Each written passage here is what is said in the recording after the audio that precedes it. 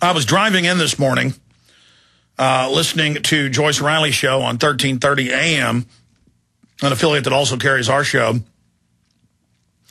And I, of course, heard Bill Still, who also directed Money Masters, an excellent 3-hour plus 2 DVD set that we sell at Infowars.com.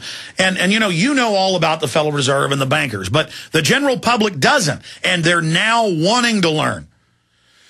They're now wanting to understand fiat currencies and how the central bankers have this power for themselves and use it as a tool to inflate.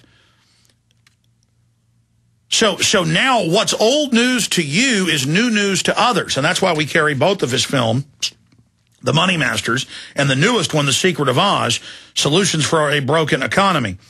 And it just shows how getting the video, giving it to somebody, can cause a chain reaction. Because I didn't know that a year or so ago I had Bill Still on, and I said, well, you know that the Wizard of Oz movie was a popular play in and around the time of the establishment of the Federal Reserve, and that the ruby slippers were silver and the yellow brick road was the gold, and how the banksters are behind the curtain. I mean, because I have a book on it. I know it's a fact. I mean, my parents told me about it when I was a kid. Since then, I've read the original play. And he's like, no, you're kidding. He goes out, finds out it's true, goes and makes a movie about it, and now it's going to be on Sky Television. That's the News Corps branch of Fox in England and Europe. He's going to be addressing the London School of Economics. Doesn't get any more Keynesian or globalist than that. Coming up next week. He's been invited there. They're flying him there. And you're like, well, man, that's pretty New World Order. Why are they calling him there? Because they understand people are awake. And they also understand there's a debate about whether the new currency is going to be gold-backed or nationally run and fiat. And people call me and get confused. They go, well, you have Ron Paul and Andrew Napolitano and others on, and other economists who are for a partially gold-back. Then you have Bill Still on, who is against that. Why are you having both ideas? That's the whole point. It's about you making a decision for yourself. It's about us having a national debate about this.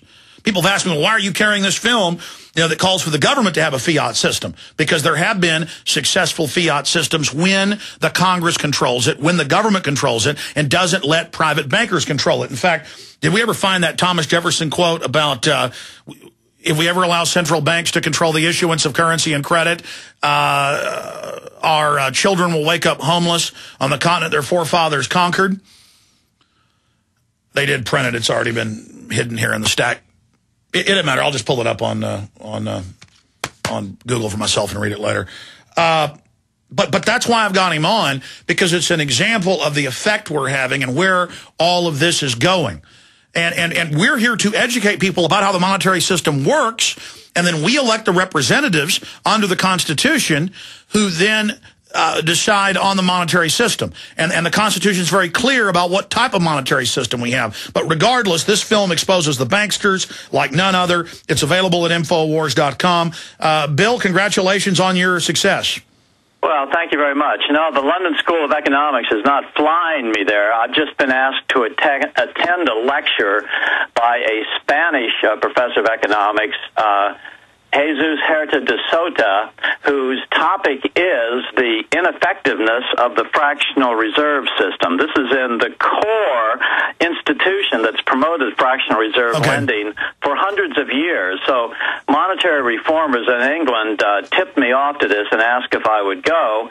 And I'm going to try to make it. I'm going to be over there anyway. I'm giving the keynote speech at the Bromsgrove Monetary Reform Conference that Friday night. And okay, well, I apologize, Bill. I only heard about 5 minutes of it, and that's what it sounded like to me. But specifically, and I did hear you say it's also going to air on national television, or did I get that wrong, too? No, the Sky News is sending a crew out to film my keynote speech at Bromsgrove on Friday night, and then they're going to play the entire film on Sky News that weekend. And I've given them permission to do that. In addition, the film, I've also signed a deal for the film to be played on the new Right Network, which is just coming up on Verizon Cable. Very exciting. So bottom line, the film is really breaking out there and having a big effect. Yeah, it's amazing. I mean, this is the Brahms Grove Conference has been going on for 14 years, and we've never had any media coverage at all, much less a TV crew, much less a national TV crew. So the bottom line is, their various machinations are not working, and so people are looking around for, well, maybe one of these other answers is correct. Well, that's the key, is not letting the banksters engineer the collapse and then offer us their solution, a open world government that we pay our carbon taxes and VAT taxes to. We had better get an alternative out there and in front of the people now, and you're doing that. But I think the most exciting thing is not that you were invited to attend this, or that you're speaking at that big conference, or that the TV crew's coming, but that they're going to air your film on national television. Yeah, that turns it from, maybe 10,000 people watching it to 10 million people watching it. That's an entirely different kettle of fish. Well, it's amazing, and I do have the quote here. They had brought it to me. It's quotation, Thomas Jefferson, from Encyclopedia Britannica. If the American people ever allow private banks to control the issue of their currency, first by inflation, then by deflation, the banks and corporations that will grow up around it will deprive the people of all property until their children wake up homeless on the continent their fathers conquered. I believe that the banking institutions are more dangerous to our liberties than standing armies. The issuing power shall be taken from the banks and restored to the people to whom it properly belongs, and that's what you're calling for. I couldn't say it any better myself. That's exactly right. The issuing power is the most sovereign responsibility of a sovereign nation. That's what makes a sovereign nation sovereign, is that they do not give their money power over to the banks. That's the very definition of sovereignty. Well, congratulations. The film is available, discounted at Infowars.com. When you get it, you can get the other documentary he made, discounted, The Money Masters. And again, all of you out there probably know as much about this as I do, or in many cases even as much as Mr. Still. Your friends, your family, your neighbors don't. And now is the time to get this issue out front and center.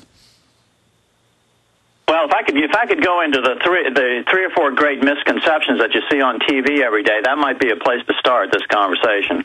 That probably is a good place, and we're going to get into that briefly with you. But I wanted to throw out another question first, Bill.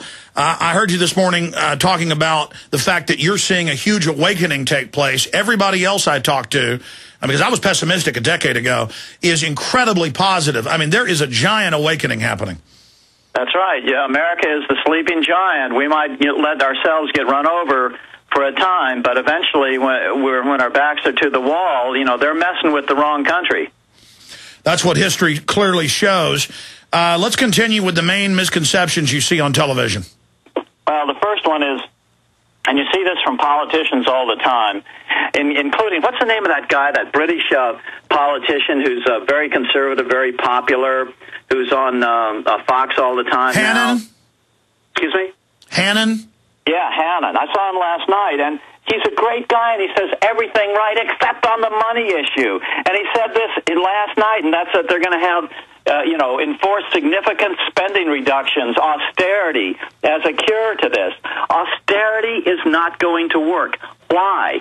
Because do you know what the discretionary spending of the entire U.S. congressional budget is every year? It's only $500 billion. That's all they're fighting about. Bridges, roads, all this stuff, it's only $500 billion. And yet, do you know what the interest payments alone on the national debt will be at the end of the Obama administration? That's $1 trillion. So, but that's the 800-pound gorilla sitting in the corner that nobody will talk about. Exactly. They're hailing the governor of New Jersey for cutting infrastructure, and they've tricked everybody that all the debt is about moms on welfare and roads. This is the Milton Friedman trap. They claim they're conservatives. They grow the size of government with the Democrats. Then, just like we've seen in the Weimar Republic, at a certain point, almost all the tax money goes to service on the debt. Then the bankers come in and say, jack up prices, cut off infrastructure in the name of saving money. But it's not to save money. It's to pay them all of the money. And now you're captive to them. They're the only ones that have the money, and then they're able to reorganize society. Well, that's why the Jefferson quote is so appropriate. And that's the first step number one to this whole process is eliminate the federal government's ability to borrow money. If they couldn't borrow money, then their spending programs, they'd have to feel the political heat right away because they'd have to raise taxes to pay for it. If you put them on a pay-for-go basis, then it's going to drastically reduce their spending. Not in addition, the fact that all the interest payments go away. Well, let's quantify that. You have a national debate. It's public. People are educated. Now there's $500 billion on spending.